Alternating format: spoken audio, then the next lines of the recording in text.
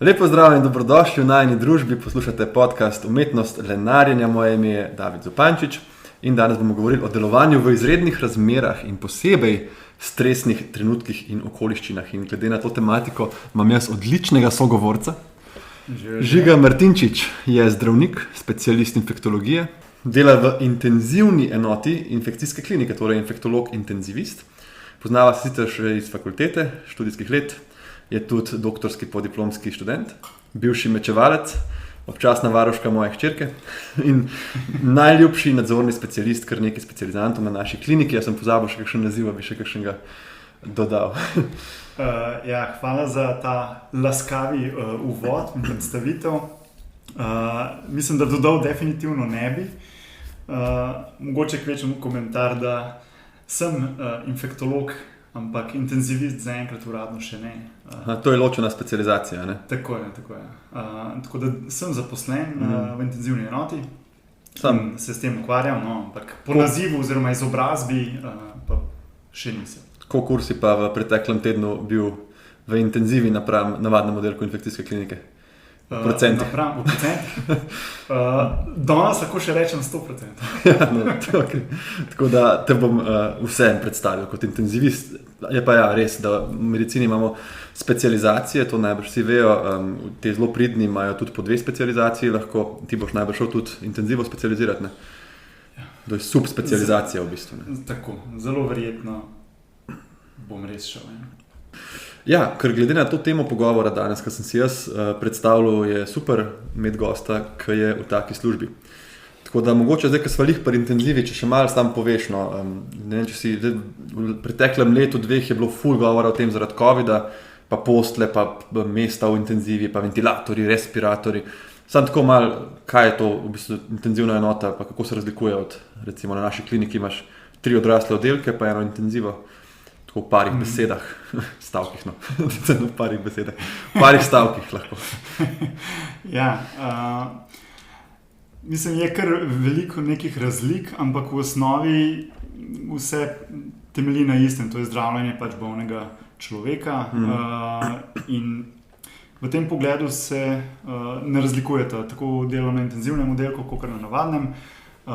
Intenzivni bi rekel, da je mogoče neke vrste podaljšek ali pa dodatek k zdravljenju na navadnem oddelku, ker lahko nekaj več nudi, nekaj več lahko tam narediš, da pomagaš bolniku v bistvu premostiti tiste najbolj težavne dele bolezni, najbolj težavne čase, ali je to v začetku, ali je vmes, če so kakšni zapleti, da jih rešuješ, da jih mogoče preprečiš tudi in predvsem omogočiš, da toliko časa, konec koncev človek preživi, da zdravljenje lahko učinkuje. Ja, jaz se spomnim, da mislim, ko kličeš recimo svojce od človeka, ki gre iz navadnega oddelka v intenzivo, sploh pri dajanju informacij vedno mora biti zelo previden, ne? In vem, da se ponovadi reče, da dokler je človek v intenzivni enoti, je življenjsko ogrožen, ne? Tudi če se recimo stanje izboljša, si zelo previden pri dajanju nekih optimističnih napovedi, ne zato, ker ne bi hotel, kaj je tako najlepš povedati enemu, da bo v redu, ampak ker enostavno se ljudje lahko zapičijo v to in pol, ko se obrne, ker se žal lahko tudi na slabš, je to velik stres, ne? Tako da nekako sprejemo intenzivo ni ponavadi dobra novica, ne? Čeprav mogoče bolnik, če se zaveda, ga peljejo na najbolj modern del klinike, na vrata, ki se odprejo s kartico, ne? To je tako za našo kliniko, wow, ne? Jaz vem, da kaj je bilo meni glavna razlika, ko sem začel pred 4 leti na kliniki, to, da je bila pač klima, v intenzivi smo imeli klimo. Jaz sem bil na navadnih oddelkih, jaz sem pač res mislil, da bom dal odpoved zaradi tega, pač, ker je bilo, si zbil bolnikov vročino iz 38 v sobi, je bilo pa 40, veš, to tudi nima smisla. Ampak moram reči, da malo se moderniziramo, malo so tudi že boljše razmere drugje, ampak je pa to zelo niha, ker se zadnje ni tudi v intenzivi, ker visoke temperature beležijo in je tudi malo težje delati. Potem pa sploh ne, če so še dodatne okoliščine, kot je bilo v covidu, ko smo tudi poleti mogli v zaščitni opremi delati. Ja, to se spomnim. Tako da takrat ti tudi klima lahko ne pomaga. Zdaj, se pravi, če se vrneva, sprejem v intenzivo ni nikoli dobra novica, ni pa to neka gesta obupa, ne? Se pravi, gre za to, da ponudiš, kot si rekel, človeku vse, da premosti neko hudo krizo. Ne? Tako je. Zdaj pa povej, a bi ti rekel, da je bolj stresno delati na intenzivi kot recimo na navadnem oddelku, ali gre samo za neko drugačno delovišče? Po eni strani je verjetno res bolj stresno, predvsem zaradi tega, ker vseeno imaš opravka z kritično bolnimi ljudmi. To pomeni, da pač so odvisni od tvoje pomoči v smislu, da jih ohraniš pri življenju, konec konca. Ti s svojimi ukrepi, s svojim podpornim zdravljenjem skrbiš, kot smo prej rekli, da preživijo, zato da zdravljenje osnovnega vzroka, zakaj so bolni, sploh lahko začne delovati, da se toliko popravi stanje. Ker seveda na navadnem oddelku je podobno, ampak je mogoče manj direktni vpliv. Seveda še vedno direktno vplivaš na zdravje ljudi. Tako je. Recimo na navadnem oddelku, če se en izboljša, pa recimo po smernicah rab 3 tedne antibiotika v žilo, bo lahko recimo zadnji teden pač bolj zaradi te aplikacije, ker seveda doma ne more dobiti antibiotika v žilo, medtem ko intenziva je pa tako, da čim je dosti dober, ga premestimo na oddelek. Kar je v bistvu luštno v smislu, da imaš velik obrat, in se nikoli ne pač ukvarjaš s tem, kdaj bo nekdo šel domov zares, ampak je pa tako, da na to njegovo poslo pride nekdo, ki je spet zelo odvisen od tebe in od aparatov, da preživi. Ja, mogoče je tako, zelo smo tudi različni ljudje, nekaterim bolj paše delati na navadnem oddelku, nekaterim v intenzivi in tudi problemi, s katerimi se srečujemo, so različni. Konkretno si rekel, ko recimo cilj zdravljenja v intenzivni enoti, prvi je seveda, da človek preživi, da se toliko izboljša, da ne rabi več intenzive, gre lahko na oddelek. To je tvoj prvi cilj seveda. Drugi je pa skupni, je seveda, da celo bolezen človek preživi in se čim bolj potem zrehabilitira in gre domov. In bolj te potem socialne aspekte, s tem se bolj na navadnem oddelku ukvarjajo. Pri nas je pa tako, da ko človek tako dober, da gre ven na navaden oddelek, se ne obadamo s tem mi, kako bo šel, v kakšno okolje bo šel doma, kako se bo rehabilitiral, ampak dobiš že drugega, tako kot si rekel. En velik problem zdaj je to, da seveda populacija se stara in v naši državi roko na srce za starejše ljudi ni zelo dobro poskrbljeno, še vedno je zelo veliko na družini, kar je pač bolj tradicionalno, ampak velikokrat se zgodi, da nek starostnik, ki je funkcioniral še kar v redu, dobi pljučnico in potem potrebuje pomoč. In to cel dan, Se pravi, namestitev v nek dom starejših občanov, ki niti ni nujno prost, ki je drag in tako. In to so te socialni aspekti, ki se potem iz oddelka navadnega bolj ukvarjaš, intenziva pa pač ne.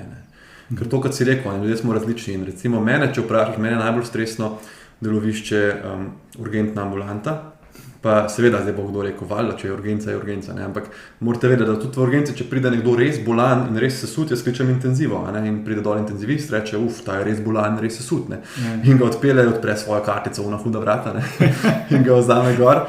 Ampak zakaj meni to tako stresno? V intenzivi so stvari res, se mi zdi, zelo urejene, v smislu točno vsak ve, kje je, zakaj je, kdo ga bo zamenjal, kdaj, kje je prostor, kje ni.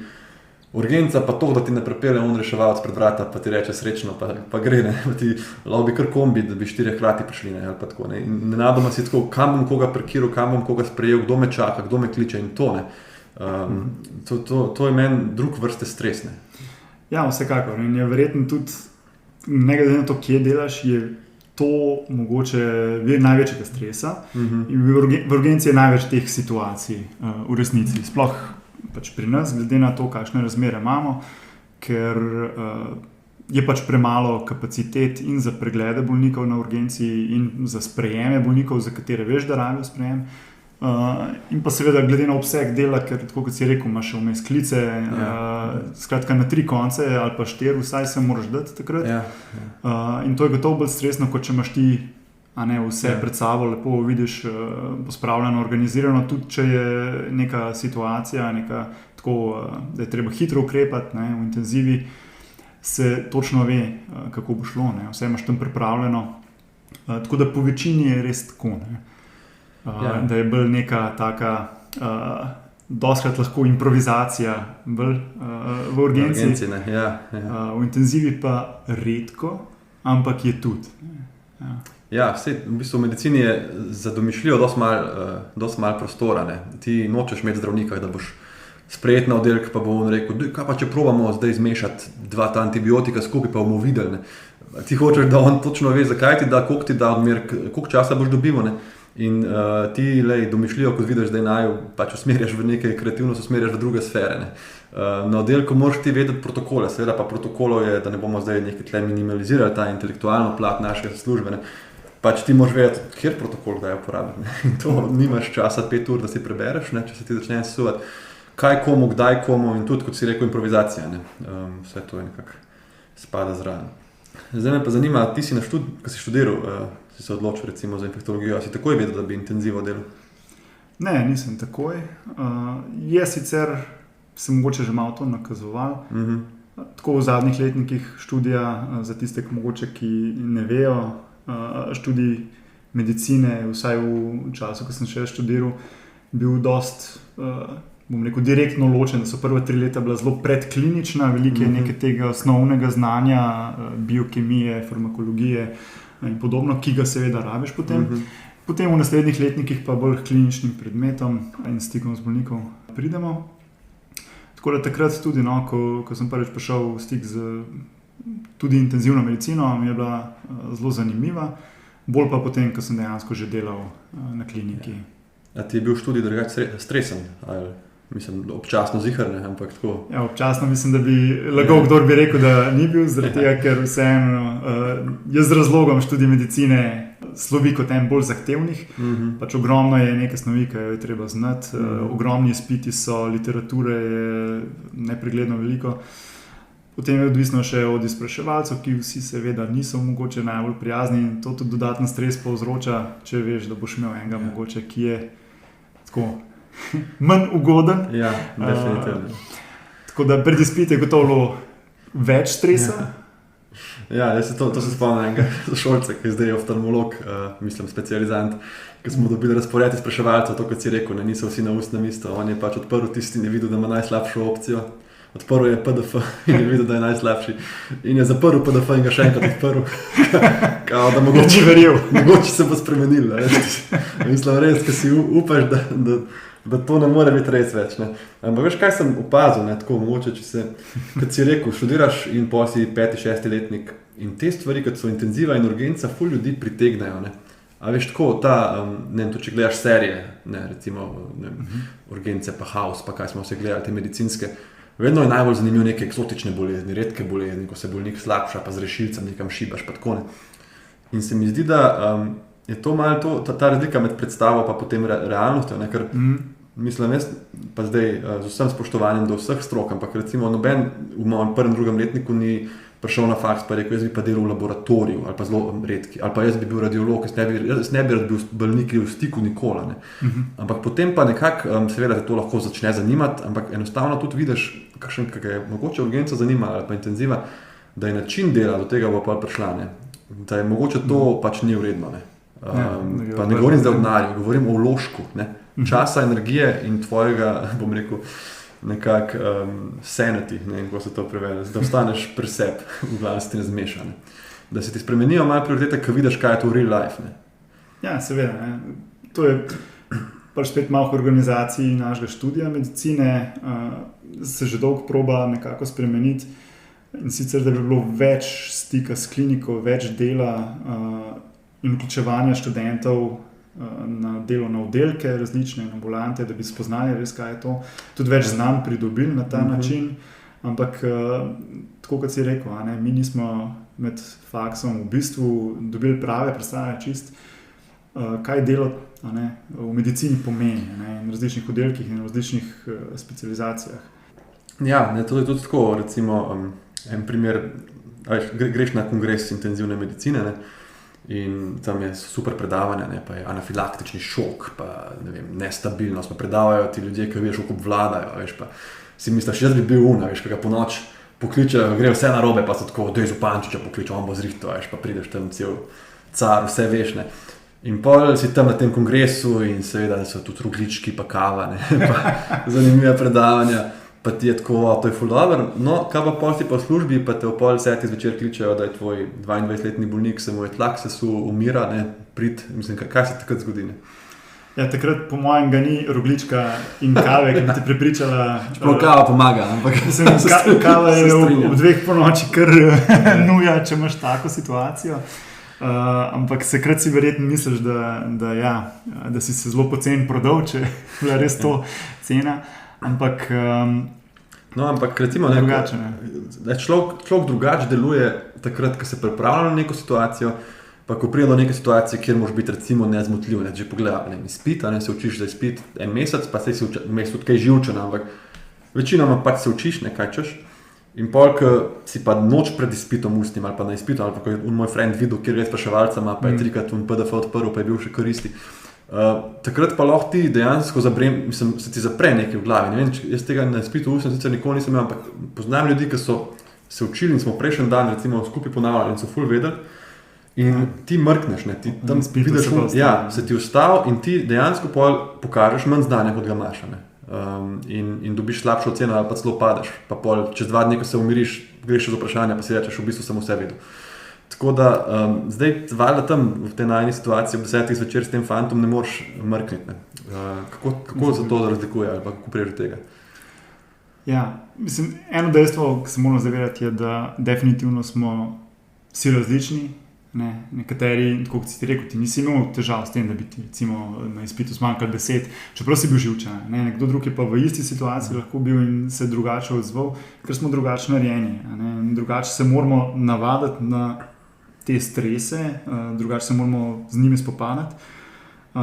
Tako da taka oseba, ki ima take hujše težave, verjetno bi imela ne bi šla v intenzivo. Ne bi šla v intenzivo, gotovo. Zato, ker vseeno so take situacije, tiste, ki popolnoma odbijejo. In imaš tudi v bistvu take stroke znotraj medicine, ki so bolj predvidljive, v smislu zapletov, in če je zaplet, kličeš intenzivo, če ne, pa pač ti lahko operiraš tudi in vse. Tako vse. So pač bolj predvidljive stvari. Tako je. Mogoče ne take, da bi si mislil, da pa zdaj zaradi nečesa, če ne znaš tisti trenutek, da pa se bo kritično poslabšalo stanje bolnika. Ampak konkretno pa pri teh vseh situacijah seveda pomaga znanje. V medicini in sploh pač tako, kaj je z vsako stvar v življenju, za medicino tudi velja, se učiš celo življenje. Ne moreš se nikoli cele medicine naučiti, to se ne da, tako da vedno se lahko še nečesa novega. In za pač tisto področje, kjer delaš, se stalno izpopolnjuješ in postaješ boljši, in stalno se pač prebira in knjige in potem novejše objave, strokovno literaturo. In to je en pomemben del, ki ti pomaga pri tem. Znotraj tega so lahko določeni algoritmi obravnave, prej si protokole omenil. To zelo pomaga. To zelo, ker dejansko to pri vseh teh pomembnih stvareh, recimo tudi oživljanje, ki so smernice za oživljanje, se točno tega držijo. Čim bolj preprosto, pa zapomljivo iti.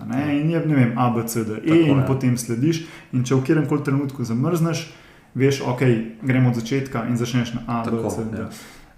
Tako da to ti pomaga, pa konec koncev potem izkušnje tudi.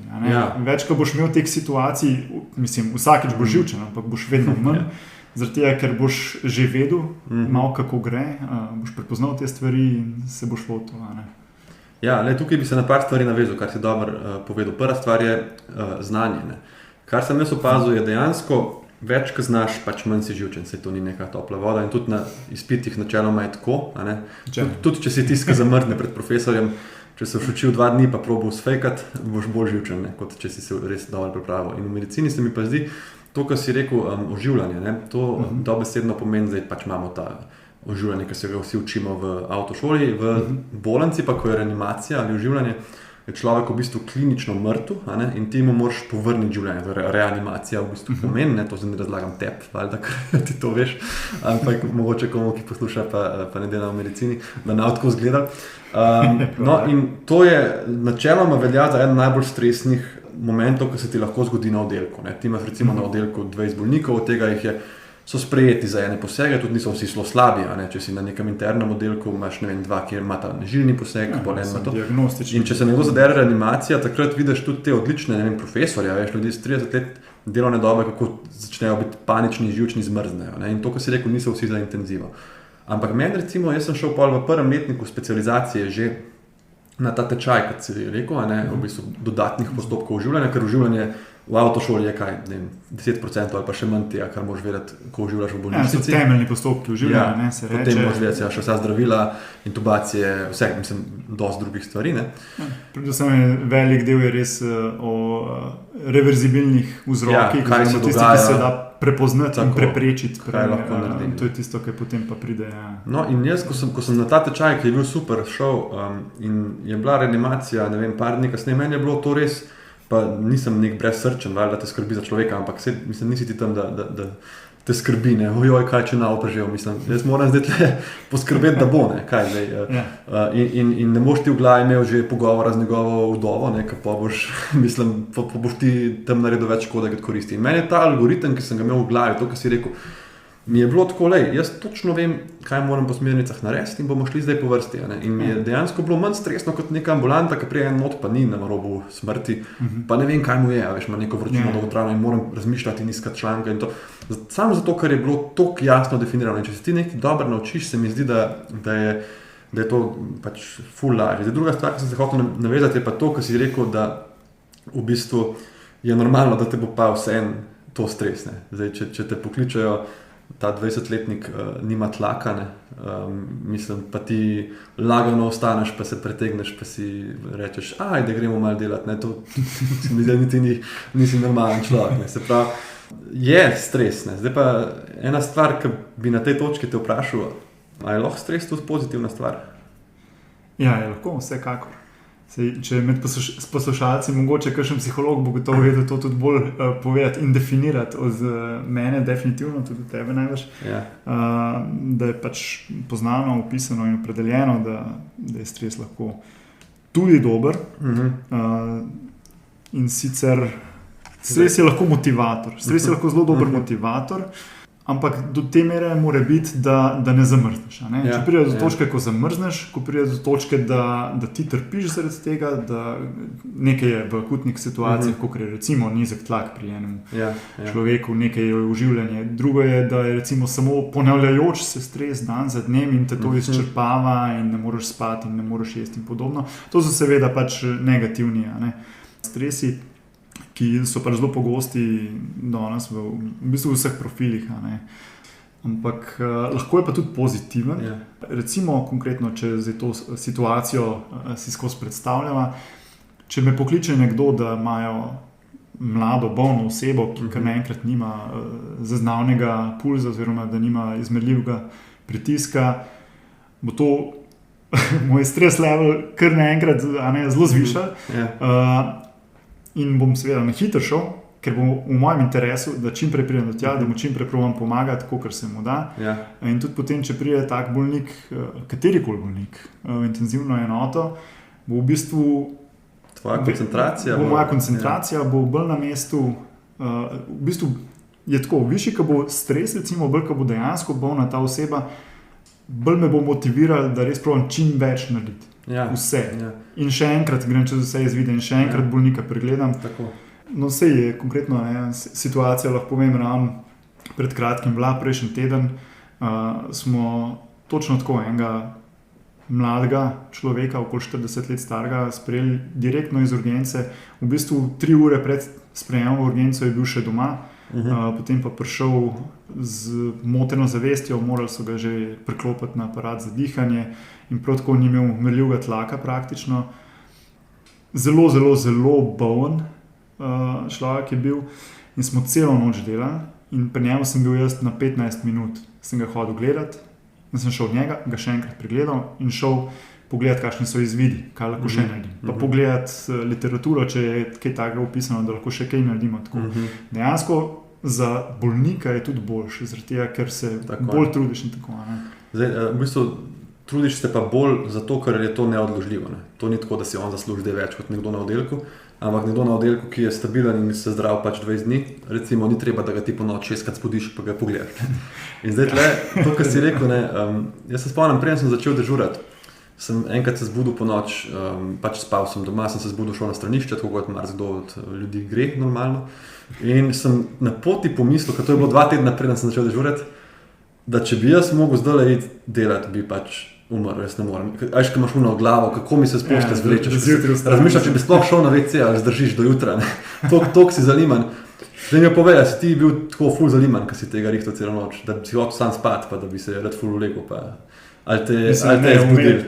Vmes se kakor ne. Ker jaz sem, točno to, ko imaš ponos sprejemu intenzivo, v trenutku, ko se stabilizira bolnik in imaš ti malo pauze, se ti zdi, da te je vlak povozil. Ampak dokler pač one številke slabe, dokler nimaš tlaka, nisi ti jaz bi zdaj spal. Pač.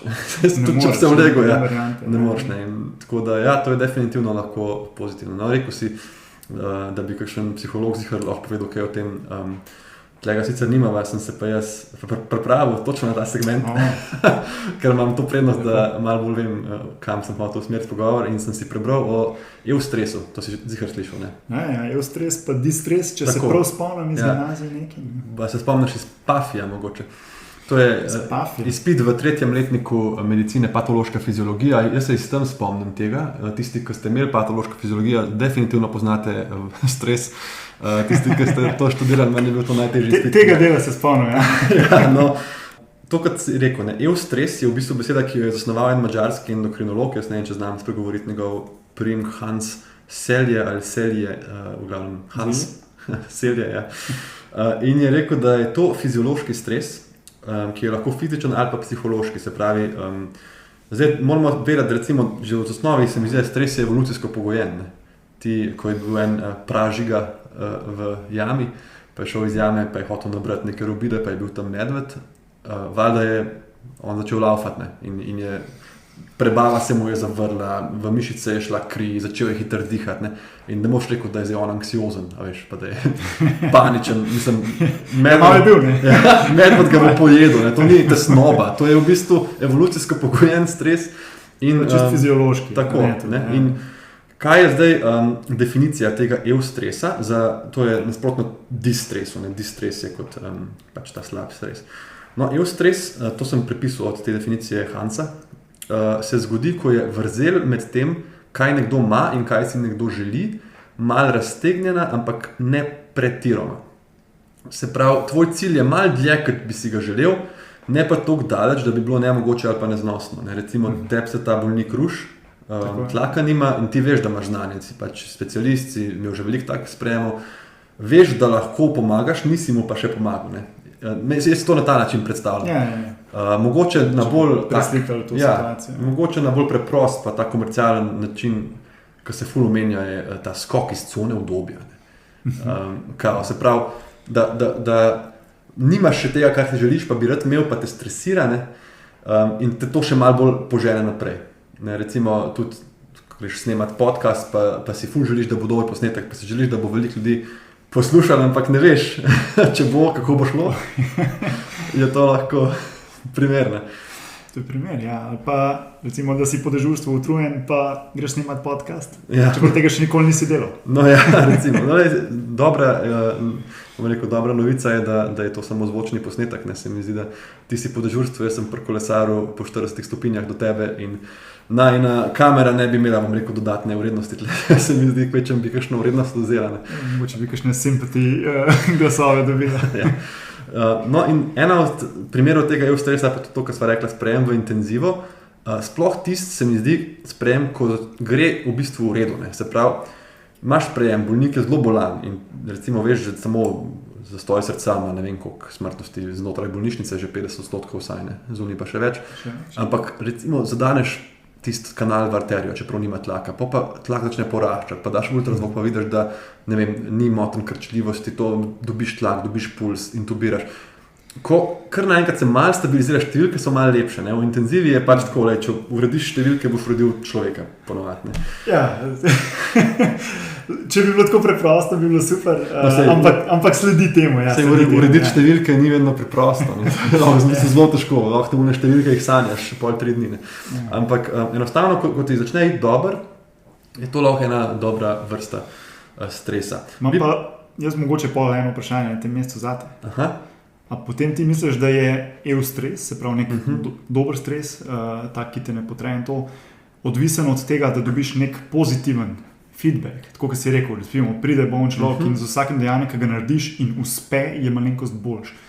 A bi lahko bil eustres, tudi če pač vse to narediš, pa ni boljš. Kaj misliš? Jaz mislim, da je definitivno povezan z nekim pozitivnim stimulusom. Kar pa ne pomeni vedno, da če ti delaš celo noč, pa veš, da si naredil vse, kar si lahko, ne? Ampak enostavno pač vemo v medicini, velikrat moraš pač priznati poraz, a ne, narediš vse in bolnik umre. To ni nujno, seveda je pač tragično in bolnik je umrl, ampak to ni nujno tvoj poraz. Ti si naredil vse, kar si znal, vse, kar si lahko. Nisi rekel sestri, dajte ga malo gledati, jaz bom za pol ure zalegnil, ali pa ne vem, moram na WC nujno, pa ne vem kaj. To je noro, drugače, koliko me ur zdrži v teh situacijah, ampak mogoče za drugo temo. Ampak tukaj se lahko navežem. Prebral sem eno študijo sociologinje Geraldine O'Sullivan, je ime 2010 objavljena, ki je preiskovala študente in je ugotovila, prav na eustres je bila študija, ne? In po teh vprašalnikih je ugotovila povezavo med eustresom in zadovoljstvom v življenju. Pozitivno korelacijo. In zdaj jaz mislim, če ti narediš vse v tisti noči in zelo dobro reagiraš in imaš pravilne odločitve in si res se potrudil, bolnik ti umre, domov greš pač primerno zaznamovan, ne, in nikoli ni lahko. 2, 3, 4 dni kasneje, ko razmišljaš nazaj, si vseeno lahko, veš, na nek način zadovoljen, koliko si že daleč prišel s svojim znanjem pa svojo kariero. Ne? Tebe so klicali, ti si dobil tega bolnika, tebe so ga zaupali, ne? Ti si bil na kliniki, ki je to znal, ki je naredil vse, ki je zadev arterijo, čeprav ni imel tlaka, ki je intubiral, čeprav je bolnik, ne vem, bolj debel in ima krajši vrat in je to težko. Ne? In iz tega vidika se mi zdi, da pozitivni stimulus nazaj pride, tudi če je ta situacija lahko žalostna. Na ta način si jaz to pač razlagam. Seveda pa če tebe vržejo, kot se kdaj žal zgodi v medicini, v nekaj, kar še nisi pripravljen in 2 tedna delaš in ti ne gre nikakor, jaz mislim, da to ne bo pozitiven stres, ki bo tebe gradil. Ne? Ja, definitivno. Ne. Tako, kot si rekel, nažalost se to čist preveč pogosto dogaja, še zdaj, včasih je bilo po pripovedovanju kolegov to še huje, še bolj izrazito, no? Ampak to, da te dajo situacijo, ki nisi kost, na katero nisi niti mogo biti čisto pripravljen dobro in da nimaš nekega zaledja, to ni dobro, niti ni pošteno. In ponovadi za nekim komentarjem, vsi smo šli čez to, kar ti ful pomaga. Ja, čeprav veš, oziroma si misliš, no, da najbrž niso bile enake razmere takrat. Ne, nikakor. Mislim, vse skozi je malo drugače, pa tudi če so bile, je to neumen argument. Veš, meni je bilo težko, bo pa še tep, kaj je to brezvezne. Je pa ena stvar, ki je pomembna, ko sem bral te definicijo eustresa, da jo poveva jasno in glasno. Namreč, da noben stres, ki je kroničen, ni dober. Vsak kroničen stres, po definiciji teh psihologov, in se tle moram strinjati, je škodljiv. Se pravi, če si dežuren na 2 dni, delaš vsak dan, si edini na oddelku, ti vozite slabe ljudi, ne boš na dolgi rok tvoje zadovoljstvo v življenju, če te bo Geraldine povabila v študijo. Ne boš rekel, jaz se božujem svoje življenje. Bom mal outstander, ker bojo same negativne ocene. Tako da ne se zdaj pustiti, ne poslušati tega, pa spol pustiti šefom, da vas buzerirajo v ekstreme zmogljivosti, ker nikakor. Se zagovarja, da to je eustres, to je dobro. To se gradi. Ja, se gradi, dokler se ne podrene. Daj, povej mi, kaj pa je humor na delovnem mestu, kot obrambni mehanizem neke vrste? Ja, humor je tako ena zelo dobra stvar, ne? Splošno v življenju, v vseh vidikih. Mislim, da v medicini mora biti, seveda ne zdaj, ko govorimo o resnih stvarih, pa pri zdravljenju. To so neke strokovne stvari in tako, ampak preprosto imamo toliko, kot so že prej večkrat rekla, toliko nekih težkih zgodb, pač pa so bolezni, pa so duševne stiske, socialne stiske, smrt je zelo pogosta. Z vsem tem se v bistvu kot nekdo, ki dela v zdravstvu, srečuješ vsak dan in pač humor je ena zelo očitna rešitev oziroma pomoč v tem, ker vseeno se lažje potem spopadaš in spoprimaš s kakšnimi temi težkimi situacijami. Seveda je dostakrat potem malo bolj črno obarvan ta humor. Ne vem, če bi nam kdo lahko zameril, ampak s tem se vsekakor, ja. Ja, nekaj na prvi pogled je kao kontraintuitivno, ne, to kot si rekel, pač sploh recimo intenziva, ne. Pa če gledava, zdaj oba sva delala zelo veliko v COVID intenzivi, ne, zdaj pozim res grozljivo delovišče, ne, zelo bolni, Ampak človek bi rekel, tam se pa res ne moreš hecati, ne? Pa tudi ne bi bilo strokovno. Ampak to je vse kontekst, kot si rekel. Nikoli se ne boš hecal, ko predajaš bolnika nekomu, dežurnemu. Pač ne boš strokovne stvari ja, so, pa ne? ti smo, ki kliče zaskrbljena žena, svojka, a veš. Ampak nekje na teh medsebojnih pogovorih med delom, pa to je najlepše, če lahko ohraniš profesionalnost, pa imaš zraven tudi smisel za humor, ne? In to nekako empatija, ne? Ki je nujna. Ne pomeni, da ti greš domov in se pol sekiraš nad to bolnico, kot da bi bila tvoja sestra bolna, ne? In razmišljaš doma, kaj bo, če ne bo, ne? Ker tudi ne boš dober delal pol, če boš tak. In empatija nujna, ampak nekako omejena na to, da te ne pokoplje pod samo. Ne? Se mi zdi, da se mi veliko smejimo v službi, no? In tudi jaz, seveda, moje objave tudi na Instagramu so se začele samo z satiro. Ja, in samo iz tega. Ne? A se spomniš kakšne anekdote, mogoče take zanimive, duhovite? Ja, v medicini je tega res vsak dan veliko, zdaj veliko. Kakšno tako, da te na jutro na zagovor klicala predstojnica, če bo poslušala to. Ja. Zdaj pa pol odpade. Bomo anonimizirali, ja, zdaj pa pol odpade, ja. Je več takih, veliko situacijskih, no, pa ne vem, če bi si lahko vsi, ki poslušajo, predstavljali, ampak ne vem. Bilo je recimo enkrat, ko sem v urgentni ambulanti delal, ogromno bolnikov je bilo pri nas, za tisti, ki še niste bili na infekcijski kliniki, imamo urgentno ambulanto in potem urgentni hodnik, kjer bolniki čakajo na odvzem krvi in izvide in ležijo in jim infuzije tečejo. Čakajo en teden, je. Kisik imajo, tako, ja, praktično so hospitalizirani, na hodniku rečemo. In iz tega hodnika je kar nekaj zgodb.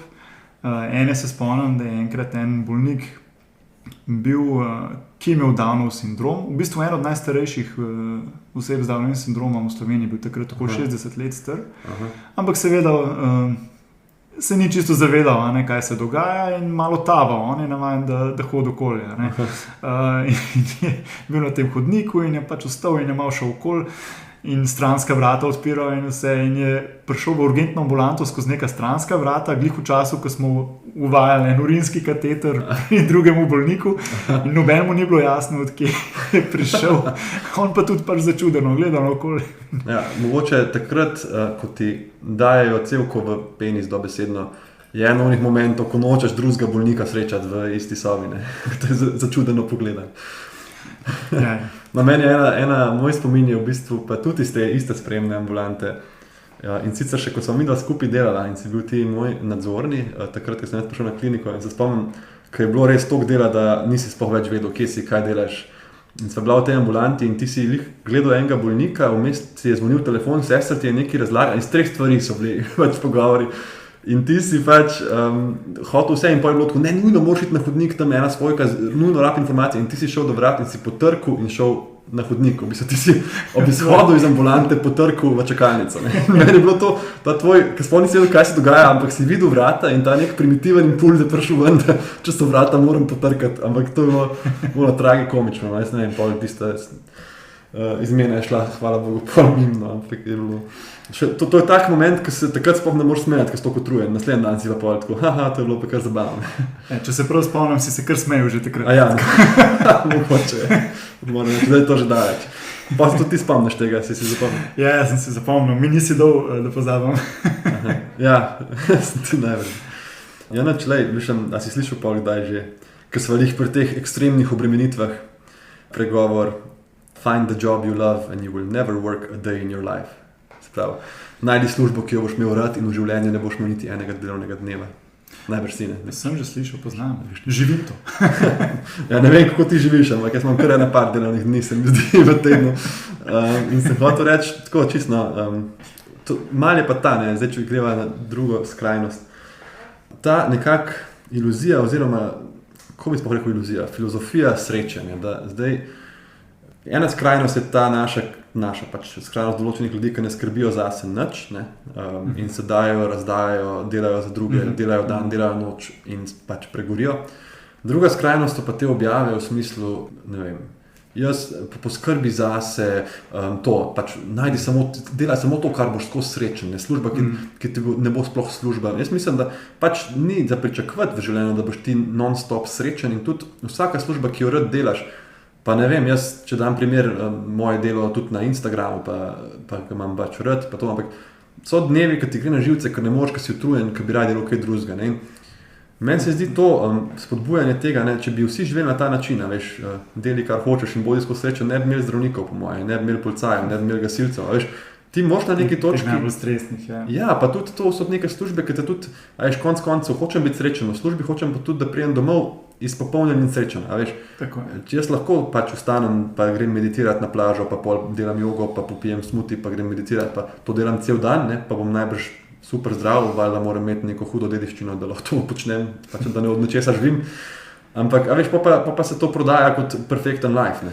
Meni se zdi, da tukaj treba nekako ločiti med neko, kako bom rekel, instantnim zadovoljstvom, instantnim veseljem in srečo, ker seveda ti moraš biti vesel v trenutku, ne, kot rečejo, srečen v trenutku, ampak ne pa zdaj, da za vsako ceno se boš samo neki sreči in pač neka sreča, ki ti na dolgi rok nudi zadoščenje. Na dolgi rok v bistvu je tisto, kar ti bo več sreče na koncu prineslo. Ker prej si omenil, recimo, če imaš neko bajno dediščino in da lahko delaš, kar želiš, da si potem srečen, ampak po mojem, če pogledaš večino nekih teh velikih osebnosti, ki so podedovala, ne, cele imperije, če bi njih vprašal zdaj, a so srečni, pa da po resnici povejo, ne vem, če bi pač vsi rekli, da so. Ne, pa se tudi vidiš, tudi ni tega, da podedujejo. Imaš ljudi, ki uspejo, ne, pevci, igralci, koliko je tudi enih nesrečnih depresij, konec koncev samomorov, ne. Jaz vedno tako kot nek inspiracija mi je, sva bila skupaj že na večjih koncertih od Iron Maiden. Oni so koliko stari, 63, 62 letniki, let stari glasbeniki, ne, in oni dejansko delajo turneje, kjer igrajo na 2-3 dni, ne. Pač ni jim treba, oni imajo denarja, kar hoče, oni bi lahko igrali 3-krat na let, pa vmes se drogirali, pili alkohol, kar hočeš. A veš, njim je dejansko izpopolnjeno, da izdajo recimo nov album, še ustvarjajo, oni imajo dejansko radi svojo službo, pa jaz dvomim, da bojo rekli, v življenju nisem delal, pa se imajo naporno službo, veš. On tam pred 62 skače, poje, laufa in pol gre v bus. In spi na busu in čez zadnji igra drugje, veš. In ta nekak disciplina in to, kar si rekel, ne, dve vrsti nekak sreče, ta instant in ta počasnejša, jaz bi rekel, da sta obe pomembni. Da ti greš v petek, si vzameš frej, greš s prijatelji na pijačo, igraš neke družabne igre, greš na koncert, greš na kosilo z ženo. Valjda je to ful važno. Zdaj pa si predstavljaj, da je to vsak dan. To pa tudi, jaz pač sem bil v groznem stresu, ti lahko povem iskreno, oni 3 mesece, ko sem čakal specializacijo doma. A veš, pa sem bil frej, pa imel sem zagotovljeno službo, pač živel sem še doma, ni bilo neke najemnine, lahko bi pač jaz tam ležal na balkonu pa užival, veš. Meni je bilo pa to, veš, kaj se dogaja, jaz bi delal, ne, jaz bi se razvijal. Z življenjem svojim. Ja, in to, mislim, ta nekak, to ni zdravo, veš, kako imaš nekoga, ki se ful matra, pa ima recimo zdaj težko obdobje v službi, pa je dober v tem, kar dela, pa ni tega, da je zdravnik, recimo, da je en pravnik, ki začenja, ki ima tudi zelo veliko dela, pa pač en kup težav tudi v svojem sistemu in obremenitev groznih in delaš in si rečeš, zdaj bom delal, pa bo pol boljš, pa bom napredoval, pa bom prišel na oddelek, ki si ga res želim. In pol grem na družabno omrežje in tam nekdo leži na plaži in ti piše, kaj delaš s svojim življenjem, če nisi vsak dan zadovoljen in nekaj. A veš, pa to prebere, pa si reče, pa res, kaj delam, to se ne splača. Ne? In to je pač meni škodljivo. Ne?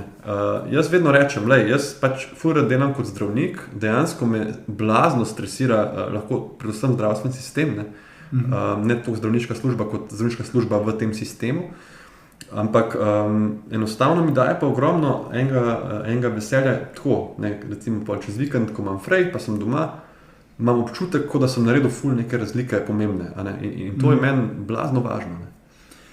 Ja.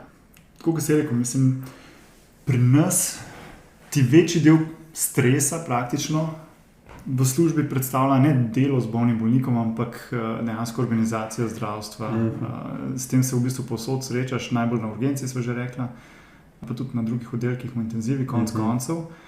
Ampak to, da seveda ti prideš domov in rečeš, jaz sem danes dobro naredil. In če se bo to pač, ne vem, pa je en dan, pa je en teden, pa je en mesec, se boš na koncu veliko bolj počutil zaradi tega, kot pa da boš rekel, okay, čeprav so recimo vmes bili težki trenutki, pa da si bil v stresu, po večini bomo upali, da dobre, ne, ampak vedno je zraven tudi drugi, ne, boš na koncu vseeno lahko zadovoljen s sabo. Boš rekel, da te to izpopolnjuje, da si pač dobro naredil in tako, kot pa da samo pač težiš k nečemu, kar bo skozi samo dobro. Ja, in v bistvu problem je, da ti lahko to perspektivo zgubiš, če imaš hude obremenitve. Tudi recimo pri študentih medicine, in to je ful važno, se mi zdi, da ko si oni odločijo, da poklic zdravnika imajo v glavi, ali pa smo imeli tudi mi, v glavi, neko predstavo, zakaj bi to bil, kakšen boš ti, ko boš zdravnik, ko boš pomagal in zato. In potem, ko enkrat si v hudih obremenitvah, lahko to, ali že med izpiti se lahko rečeš, jaz to ne morem in nehaš, čeprav ti zagotavljam, da se v bistvu splača na koncu. In moš pa vedeti tudi, da človek je sam sebi najstrožji sodnik. Ti boš 100-krat prej nekemu prijatelju, bratu, ženi, očetu rekel, bravo, dober si, dobra si, super ti gre. Da boš pa sebe prepričal, da si dober, ti boš zelo veliko rabil ponovati. In taka izmene in take dežurstva in znanje, ki ga mi uporabljamo, ti nekako kaže vsak dan spet, koliko si v bistvu sposoben. Meni je to ful pomagalo. Jaz na faksu sem težko zaspal, če sem imel naslednji dan 4 ure predavanj, ker sem rekel, jaz bom utrujen med temi 4 urami. Kako bom zdržal? A veš, pa priješ na službo, noben te ne vpraša, ti dobro spiš, a ti dežuru. Ti znajdeš se na razporedu, pa čau, ajde furi. In pa pridem v službo in recimo malo slabš spim in delam 24 ur, seveda vmes ne delaš skosno, ampak recimo, in naslednji dan si rečem, pa le mene, jaz sem spal 5 ur, zmogel sem, nisem padel po tleh, nisem umrl, kar ti govori panika v možganih. In s tem, ko sebi to dokažeš, meni je to najbolj pomaga pri nespečnosti, da sem si dokazal, da lahko tudi, ko ne spim, dejansko funkcioniram. In lahko zdaj tudi, če imam naslednji dan dežurstvo, pa grem prej spat, pa recimo po noč, tudi se hčerka zbuja, pa kakorkoli, me ne zagra panika, ker sem si sam sebi dokazal prej, da zmorem. Ja, to je dobro, če človek ima že neko izkušnjo, pač v čemerkoli, ali je to pač primer s tem, da ne spiš, ker delaš celo noč, ali ker imaš otroka, ki joka celo noč. Če vidiš, da ti to uspe, potem veš, da ti lahko uspe. Je to v bistvu zelo tako miselno, te zelo lahko motivira oziroma te podpre v tem, da lažje potem to prestaneš, kot če ne bi tega vedel in se zaciklaš v neko to mišljenje, da kako bom jaz to sploh lahko zmogel. Verjetno enako je pri izpitih, bi si mislil. Vsi, ki ste imeli kakšne večje preizkušnje in izpite in tako, se lahko pač pred izpitom mislite, zdaj nam jaz pač ne vem, kaj je en ogromen izpit, 3 knjige so, ena ima 600 strani, to sem 3-krat prebral, pa še zdaj ne vem, kaj je kaj. Kako bom jaz to, pa ne vem, če mi bo zdaj ratalo tako, ampak po drugi strani pa reči, to je zdaj že 10. tak izpit. Zdaj sem se učil, se še vedno je šlo, dobro, lahko imaš smolo, pa dobiš unga spraševalca, ki ti dokaže, da nisi sam sebi najstrožji sodnik. Ampak obstajaš še bolj strožji. Obstajaš še bolj strožji. Ampak vseeno se lahko s tem prepričaš, da si rečeš, to je že bila situacija, v kateri sem bil, jo poznam. In se bo šlo skozi, v vsakem primeru bo šlo skozi. Prvi izpit ti bo bistveno hujši kot potem ta 20. Tako je. Ja, super. Jaz sem se na ta pogovor zelo pripravil in sem tudi malo počekiral literaturo, kot se spodobi za zdravnika, in sem najdel 2 zanimiva članka, ki bi mogoče zelo na hitro rad podebatiral s tabo. En je... si jih citiral, pravilno. Upam, da mi ne bo treba. En je dost zabaven in optimističen, drug je pa ful depresiven. Zdaj te bom vprašal, kaj bi najprej, dobro ali slaba novica. Jaz raje zaključujem na dobri, tako da mi slaba. No, super, se mi zdi to tudi meni boljše izhodišče.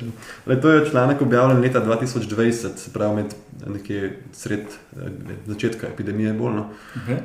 To je pregledni članek, pomeni, da se je nekdo usedel za računalnik pa pogledal vse članke na to temo. Govorimo zdaj ne o Lady pa oni, pač govorimo o strokovnih člankih v medicinskih revijah. In to je bilo objavljeno, se pravi, pregledni članek na temo izgorelosti in počutja zdravnikov, ker v tem času COVID-a se je blazno veliko raziskav na to temo pojavilo. In so ugotovili, to so sicer zdravniki v ZDA, ki po eni strani kdo razmišlja, da so pač ful bogati, tam so blazne plače, mora biti v redu, po drugi strani pa njihov sistem je grozljiv. Tako da, čisto razumeš. No, in tam piše, da je 40% zdravnikov v ZDA poročalo o izgorelosti in ali depresiji. 6% jih je obkrožilo, da je že razmišljalo o samomoru. In dejansko v tem članku piše, da od vseh poklicev je v našem poklicu, se pravi zdravnik, zdravnica, največ samomorov. In je to kar pretresljiv odstavek bil, ko sem ga prebral. Najbolj se strinjaš. Ja, definitivno. To je poznano, nažalost je več takih zgodb, mogoče tudi poslušalci, ki vejo. Bilo tudi pri nas, so to tudi kolegi, nekatere smo poznali, no. Govorimo o najhujših situacijah, no, ampak izgorelost je pa zelo, zelo pogosta in je vse okoli nas. No. Tako, če boste kdaj bili na urgenci in boste videli tam enega, ki utrujeno hodi naokoli, mogoče je tudi to lahko problem. No. Mu lahko rečete, živijo doktor Martinčič, kako ste. Ja. Ampak mene boste prepoznali potem, da bom imel kavni madež na hali pa svežo kavo v roki. Ampak, Zdaj, to, kar si rekel, je res. Ne? In škaj je zanimivo, da v bistvu niti ni to, kar bi rekel, da si ti izgorel pa depresiven, ker imaš take težke zgodbe z bolniki, da recimo imaš seveda diagnoze raka, smrti in to, ampak enostavno, ker je tega toliko veliko. Ti imaš tako veliko dela in take obremenitve in ta članek je potem, seveda, ki je gledal vse te članke, tudi ponudil neke osnovne rešitve, ki so jih definirali kot, da bi bile učinkovite, a ne, pri borbi proti temu. In prva je bila, da rabiš ti sočutje do sebe. Veliko zdravnikov, seveda, se mi zdi, da moramo biti sočutni, če ne si falil poklic. Ampak, kot smo rekli, pač sam si sebi najstrožji sodnik in ljudje so do sebe bistveno manj sočutni kot do svojih prijateljev, do svojih družinskih članov, do svojih sodelavcev. In to sočutje do sebe je treba vaditi, da si lahko rečeš, le, utrujen sem, slabo se počutim, na jok mi gre, ne vem, če bom zmogel. In to je zato ne, ker sem zdaj jaz slab človek, pa sem beden, pa drugi so boljši, pa on na plaži tam ni delal en dan v življenju, pa ne vem kaj. Ne. Ampak zato, ker veliko delam, ker mi ni vseeno, ker sem vložil veliko sebe v tvoj poklic. In ko si to rečeš, si na boljši poti, dejansko na mnogo boljši poti. Ja, dosti je problem pač pri zdravnikih točno to, da dostikrat bolj skrbijo za svoje bolnike, kakor pa za sebe. A ne? Ja. Pa dajo recimo navodila o zdravem življenjskem slogu, zdravi prehrani, v gibanju, ne vem čemu sem, pa diagnostiko delajo, če ga enkrat recimo zatiščali v prstnem košu, pa naredijo diagnostiko vsega. Medtem, ko sami pa lahko že 3 leta okoli hodijo in vsake toliko stiska in bojo rekli, da vse to ni nič in tako ne. In potem imajo mlajši srčne infarkte. Tako, še ena primerjava je, popraskaš avto, naslednji dan si pri ličarju, da bo lep. Ja. Medtem, ko 3 mesece boli v prsih, si pa tako, najbrž preveč kave ali pa nekaj. Ja. No, to mogoče ne pomaga. Ampak dejstvo je, in isto je, a ne, seveda nekaj pač taka organska bolezen, bom rekel, drugo je pa pač tudi duševno zdravje. Ja. Seveda, tudi to se pri zdravnikih zelo pozna in se nabira, tako kot si rekel, mi smo v stresnih situacijah, veliko pač teh stisk drugih ljudi vidimo in jih poskušamo reševati. Za naše mogoče ni ob tem sploh ne pomislimo in si ne vzamemo časa, da bi sploh to naslovili in tako in se nabira. Ne? Ja, definitivno. Ena dobra tehnika je, ki lahko vsak proba, če si kdaj začne govoriti recimo o tem smislu, zakaj jaz ne morem tega projekta končati, pa koliko mi gre slabo, ali pa pri starševstvu je to velikrat, ko dobiš prvega otroka, jaz sem najslabši starš, joka se, ne znam prepoznati, moj vroče je lačen, zakaj ga ne znam pomiriti, kako mi gre slabo. Predstavimo se v situacijo, da si sebe predstavljamo kot enega dobrega prijatelja. Se pravi, da do tebe pride zdaj nekdo, ki ga poznaš, pa vidiš, kako se trudi z otrokom, pa vidiš, da mu gre, da mu je ta otrok vse, da mu daje samo ljubezen in pozornost in ti začne govoriti te stvari. Kaj mu boš rekel? Ne boš mu valjda rekel, ti si res en drek, a si lahko boljši že enkrat. Ne? Pa sebi boš to rekel, zakaj ne bi njemu tega rekel? Zato, ker je to pač enostavno narobe, to je bullshit. Pač. In zato, zakaj bi do sebe bil toliko strog? Ne? In ta situacija, da nas se pogledaš kot na prijatelja, se mi zdi, da je ful lahko taka luštna tehnika. Ne? No, potem poleg tega sočutja so tudi rekli, da seveda sodelovanje znotraj kolektiva, da tako izgorelost, ki je vezano na tudi sistemske težave v službi, ne moreš sam premagati, se moraš pač kriti enemu drugemu tudi izmene, moraš prilagoditi pač, ne vem, količino postelj sprejemov, se pravi na ta način. Ne? In tretja stvar je nekje ravnovesje med službo in družinskim življenjem, na kar vsi stremijo, moraš pa vedeti, da če ti žrtvuješ, recimo rečeš, bom več z družino, in potem ne bom več dežuril in potem se skregaš z vsemi zaradi tega. Če ti priješ domov pol slabe volje, pa si manj delal v službi, ne, in to je dobro napisano. Tako, ti dejansko imaš lahko zelo težko službo. Če priješ domov izpopolnjen in z občutkom, da si naredil veliko razliko, ne bo trpela tvoja družinska življenja. Mogoče boš manj doma, ne, ampak človek, ki je naše poslanstvo, je srečen človek. Ne, tako da Zato imajo tudi lahko te ljudje, ki skozi dežurajo, delajo, te kirurgi, ne vem, kardiovaskularni, pri nas vem, da so jih je mali in so skozi službi. Ne. Verjamem, da nimajo vsi sesudga družinskega življenja zaradi tega. Ne. Lahko si čist dober tudi z družino, z otroci in to je zato, ker pač čutiš, da ti gre dobro. Seveda pa jih ne smeš zapostavljati, ne, da te pač ni nikoli. Ne. Zdaj pa ta drugi članek je bil pa objavljen v Critical Care Journal, se pravi leta 2016, in je gledal intenzive, se pravi populacijo intenzivistov v Avstraliji in je ugotovil, da je žensk, kaj bi rekel, da je zdravnic več ali manj kot zdravnikov. V intenziva? Ja. Več. Zdravnic. Ja. No, tam je bilo zdravnic manj, kar je bilo meni zanimivo, ker seveda smo imeli midva tudi na medicini, je vedno imaš mnogo več sošolk kot sošolcev. Tako. Se ne pritožuješ sicer, ampak potem imaš tudi več sodelavk, ne, več je zdravnic, ampak je pa seveda od kolektiva do kolektiva drugačen. Meni se zdi, da tudi intenziva, pa mogoče kakšna ortopedija, pa to so stroke, kjer mogoče vlečejo bolj tudi moški kader. No, tam je bilo več moških kot žensk, je pa 81% teh intenzivistk, ki so jih vprašali, odgovorili, da so zadovoljne službo. In zdaj pomislil, kaj smo se pogovarjali danes o intenzivi, mogoče kdo kaj posluša, kako se ti en zvečer začne rušiti, pol si celo noč po konc, pol ti umre, pol si v stresu, mislim, tako. Zdaj pa mi povej, kako je lahko 81% ljudi obkrožili, ja, pa meni je ta služba v redu. Ja, mogoče kle več stvari zapovedati. Prvo je, da je z 2016, ko še ni bilo COVID-a, tako da ta številka bi mogoče zdaj bila drugačna. Ja, to je res. Ampak to je na račun obremenitev, ne na račun načina dela. Ja. Sej malo je bilo to v šali povedano, no, ampak definitivno je bilo delo v intenzivi med COVID-om kar bolj stresno na nek način, predvsem zaradi organizacijskih stvari. No. Ja. Ampak kako so lahko zadovoljni? To bi s tem, kar smo enkrat prej že povedala, prav pojasniti, in to je ta eustres, ki smo govorila. Če ti veš, da imaš veliko znanja, da si se za nekaj tazga izobraževal in potem najprej 6 let na faksu in potem med pripravništvom, sekundarijem, specializacijo, drugo specializacijo, da delaš že 15-20 let v tem, da poznaš literaturo, da si imel teh primerov veliko. Veš, da boš vse svoje znanje uporabil za to, da boš lahko zdravil te bolnike dobro in da jim boš nudil vse, kar jim lahko v tistih okoliščinah, kjer si. Veš, da si pač naredil dobro in si s tem pomirjen. Tako da nekako si s tem znanjem, s tem vedenjem lažje soočaš tudi s unimi težkimi trenutki in slabimi izhodi. Seveda te pa potem vsak dober izhod še toliko bolj ukrepi in podpre. Tako da predvsem v tem, da veš, da si maksimalno naredil. To bi tudi zase rekel, no, da to je tisto, kar me tudi v trenutkih oziroma pri primerih, ki se ne končajo dobro, me to v bistvu drži gor.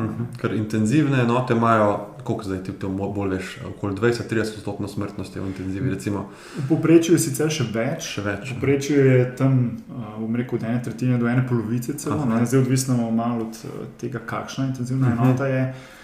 Za našo lahko rečemo pa, da je tam okoli 25-30%. Kar je v bistvu zelo veliko, ker če si predstavljaš, da je nek prehod za pešce, kjer vsakega tretjega en snajper ustreli, po mojem nobenem nas ne bi šel čez. Ampak zdaj moraš pa vedeti, da 30% smrtnosti pomeni, da si 70% ljudi rešil. In to niso ljudje, ki ima zagnojen noht pa ga dol potegneš, to so ljudje, ki bi bila smrtnost 100%, če ne bi naredil absolutno vseh odločitev pravilnih. In to pač naš predstojnik je rekel, zdaj spomnim, ko sem bil začenil delati v intenzivi, je rekel na enem sestanku, intenziva te gor držine. In to sem si jaz ful zapomnil. In tudi točno se spomnim enega primera gospoda, ki je imel, pa mislim, da je imel izjemno hudo gripo še leta 2018 ali nekaj tako. In je bil, ne vem, 3 tedne v intenzivi, pa prinesejo svojci ponače kakšne slike, pa je tam nalepijo, da ti je tep še teži, ko si v stresu, tam kakšne vnučke. No in gospod je se pač pozdravili, smo ga ekstubirali, dali na oddelek in pa se spomnim, ko sem šel jaz do kavomata s to našo eno specialistko iz intenzive in sva ga srečala, ker je on iz oddelka bil ravno odpuščen, ga je žena cela srečna pelala še na vozičku, ker je težko še hodil. In smo ga šla pozdraviti in prav ta naša specialistka, jo gospod, vas je lepo videti, je rekla, a vi veste, da smo vas mi za nohte na ta svet vlekli. Pa bom pogledal, pa sem malo zasmeji, pa prav, nekako si morate plačo zaslužiti. Se mi je zdaj To se mi je zdaj dobro. Kaj si morska hlad. In res, mislim, taki momenti, ko človek bo živel še, ne, in bil je star 40 let, veš, to živi še lahko 40-50 let svojo družino, ne, in to je res, ne, in to so tiste stvari, ki ti ostanejo, zdaj, mislim, to je nek bias, ampak ti, saj meni se zdi, da večkrat razmišljaš, mogoče to neka prezervacija o teh zgodbah, kot o njih, ki niso šle doma. Ja, seveda. Ostanejo vse stavo. Tukaj si boš ta človeški del zelo, zelo zapomnil, a ne? Pa si rekel, da je bilo to zdaj koliko 4 leta dobro nazaj. In se obraza bolnika vedno spomniš in veš, kako je izgledalo in vse, ne. Ja, res je, te ljudi si tako zapomniš. Si seveda tudi tu ne slabe, ampak drugače, ne? Bolj v smislu tako razmišljaš o tem, kako je potekalo zdravljenje, kaj sem se naučil iz tega, kako bom bolje, a ne? Ampak ja, pozitivne stvari in optimizem in to je tisto, kar ostane in to te pelje naprej, te gor drži. Ja, glej, jaz bi se s tabo kar še malo pogovarjal, ampak mislim, da vseeno rajš mogoče še kdaj odpreva kakšno ločeno temo, pa če si zabi, jaz sam malo povzel, kar se mi zdi, da bi bili nekako moji zaključki, iz tega, kar sem se tudi jaz naučil danes s tvojo pomočjo. Ena je, da se stresa v bistvu lahko na nek način privadiš in na ene stresne dogodke reagiraš boljš, kot smo mislili s časom, to kot si rekel, ne? 10. izpit ni isti kot prvi izpit, dežurstvo, ko znaš, ni isto kot tisto tvoje prvo. In prvi letnik faksa ni isti 6. letnik faksa. Mogoče to za spodbudo, tukaj še študentu, ko se mu zdaj zdi, mene toliko stresen že drugi letnik faksa, ko me zdaj dežuril, boš lahko dežuril. Jaz nisem mogel spati, ker sem imel 4 ure predavanj, zdaj spim pred 30-urno izmeno, recimo. Je lažje, postane lažje. Druga stvar, niso vsi stresori enaki, niso vse stresne situacije enake in stres nam lahko tudi koristi, ampak moramo biti pazljivi, ker je kroničen praktično vedno škodljiv. In mogoče še to, da smo res do sebe ponovati malo preveč strogi in da je prav, da smo do sebe sočutni in da tudi prepoznamo stiske in poiščemo dovolj hitro pomoč. Prej si rekel, da je fajn vedeti algoritem oživljanja, da povem mi, kaj je prva stvar, ki je na tem algoritmu in v avtošoli in v bolnici. Prva stvar je, da poskrbiš za svojo varnost. Tako je. To je prva točka, če odprete kjerkoli učbenik, poskrbi za lastno varnost. Če je ponesrečenc z griznimi ranami leži pa krvavi sred ceste, boš ti najprej pogledal, če je nek pes tam steklino okoli laufa ali ga ni, ali pa če na cesti nekdo leži, ne boš laufal čez avtocesto, ne da pogledaš, ker boš prispeval samo še enega poškodovanca in če ti pregoriš, če se zdelaš v nek si prav tako naredil, brez lastne varnosti šel. In pomagal ne boš v bistvu nikomu. Tako, bi ti še kaj dodal? Mislim, da si lepo povzel tole, ne bi več dodajal, kar se zaključkov tiče. Bi se samo zahvalil, še enkrat za povabilo, za sodelovanje v tem podcastu. Sem kar počaščen, da sem kot prvi gost lahko bil zraven. Upam, da bo poslušalcem to zanimivo. Hvala tebi, ker se mi zdi, da si postavil en zelo visok standard, kar se gostov tiče. Tako da z veseljem bom poslušal to še, mislim, da večkrat in se spomnim na par stvari, o katerih sva govorila. Hvala pa tudi vsem, ki so si prižgali in bili z nami. To je za danes vse, tako da adijo in želim vam čudovit preostanek dneva.